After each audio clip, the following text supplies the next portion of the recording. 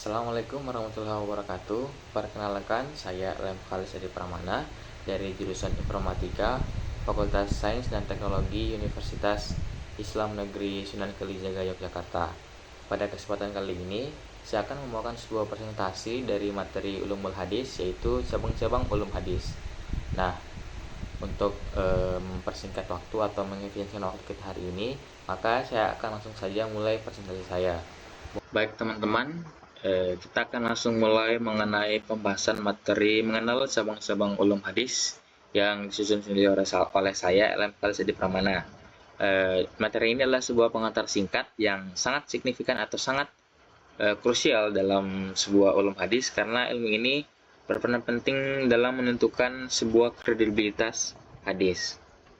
Nah, sebelumnya, apa sih itu ulum hadis dan mengapa penting?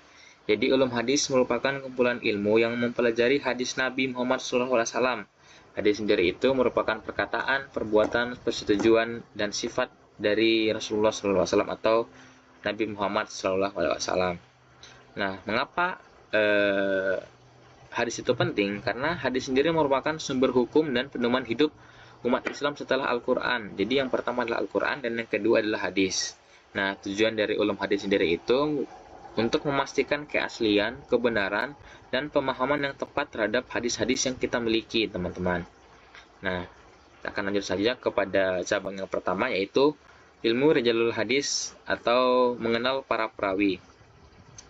Nah, definisinya adalah ilmu Rijalul Hadis merupakan ilmu yang mempelajari biografi dan kondisi para perawi hadis. Fokus kajiannya untuk mengenal nama, nasab, tanggal lahir atau wafat guru-guru dan murid-murid mereka, perjalanan mencari hadisnya seperti apa, serta kredibilitas dan kejujuran mereka.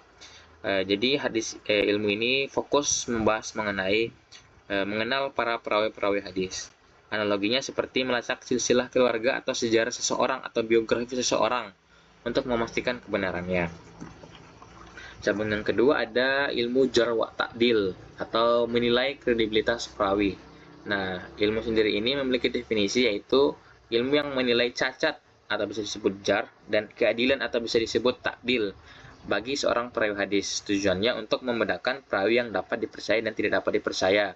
Nah, ilmu ini tuh terbagi menjadi dua, teman-teman. Yang pertama ada jarh atau celah. Itu contohnya seperti dia orangnya sering lupa, berbohong, atau berdusta.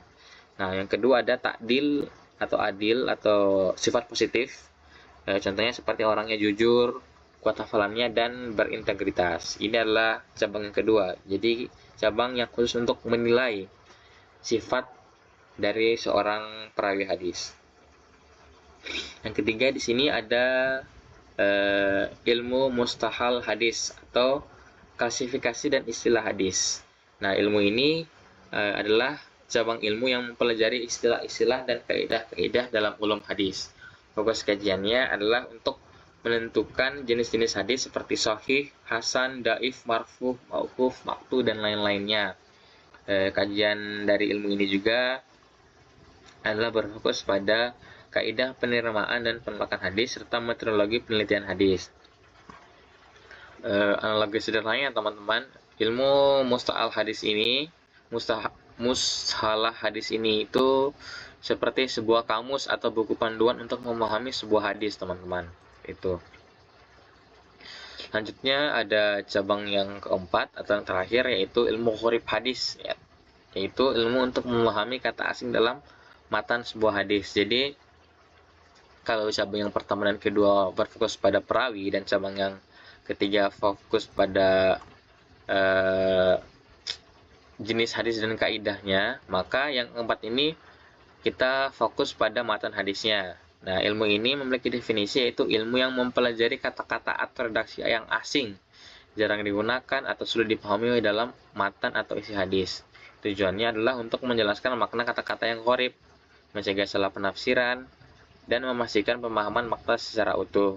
Contohnya nih, misalnya ada kata-kata kuno dari sebuah istilah kuno Arab, maka tugasnya adalah untuk membenarkan atau memberikan pemahaman terkait istilah-istilah tersebut agar tidak terjadi sebuah kekeliruan.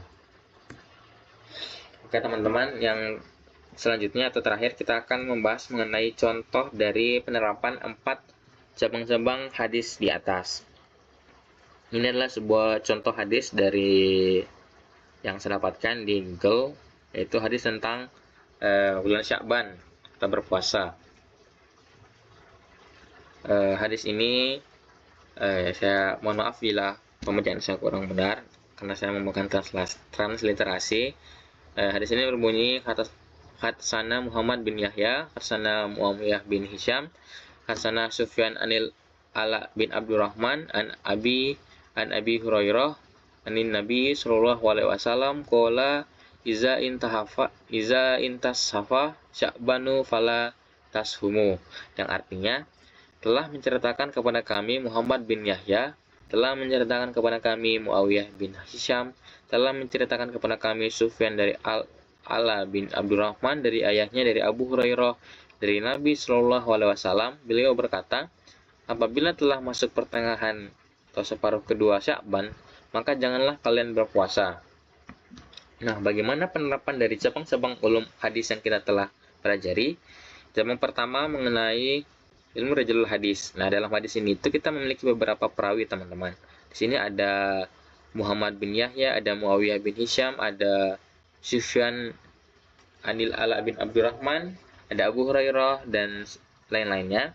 Jadi dalam ilmu yang pertama atau ilmu rijalul hadis, kita akan mempelajari mengenai silsilah atau biografi dari para perawi-perawi hadis ini, teman-teman.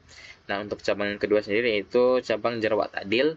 Nah, dari perawi-perawi ini kita akan melihat apakah mereka benar-benar dapat dipercaya, apakah si Muhammad bin Yahya ini dapat dipercaya atau tidak, apakah si Muawiyah bin Hisham ini adalah orang yang tercela. Nah, kalau misalnya ada sesuatu yang tercela atau janggal, maka hadis ini akan dipertanyakan terkait kredibilitasnya. Nah, cabang yang ketiga yaitu musalah hadis atau mengklasifikasikan hadis ini.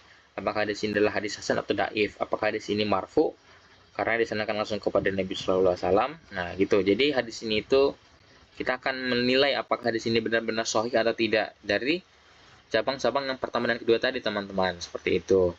Nah, terus yang terakhir yaitu cabang ilmu gharib hadis, yaitu kita akan mempelajari mengenai istilah-istilah asing dari hadis ini, teman-teman, dari matan hadis ini, teman-teman. Nah, kalau dari hadis ini sendiri itu dari matannya tidak ada kata-kata yang asing ya, teman-teman, gitu. Jadi hadis ini benar-benar katanya mudah dipahami semua matannya, gitu. Jadi kalau misalnya dalam hadis ini ada sebuah kalimat yang asing, maka ilmu gharib hadis ini akan berguna untuk memberitahu apa makna dari istilah-istilah yang asing tersebut, teman-teman. Jadi secara keseluruhan, teman-teman, ilmu hadis ini benar-benar saling berkaitan untuk memastikan sebuah kredibilitas sebuah hadis, teman-teman. Sekian dari saya, terima kasih. Wassalamualaikum warahmatullahi wabarakatuh.